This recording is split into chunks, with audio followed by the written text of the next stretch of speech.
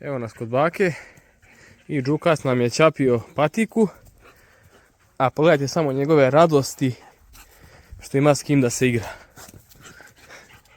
Ej, gdje si? Nemoj obuću dirati. Evo šta si mi napravio, konju jedan. Konju zgaro? Ma bravo. Ja svog me zamaza. A neka ga bako voli i on s nama da se igra. A voli, pa nema ni on iski. Pa nema ni on iski. Nema ni iski. Vidiš kakav je srećan. Šta kaže baba? Hoće da te tuče. Pa budni dobar sine, neće te baka tući. Nemoj da diraš narodno. Idi lancu i do tamo, ovako, op, da šapu. Vidi. Hajde lancu do, beži. A ja njemu kad kažem, lancu ono zelo čeka. On zna. Ja njega tako odlično da vežem. Eto.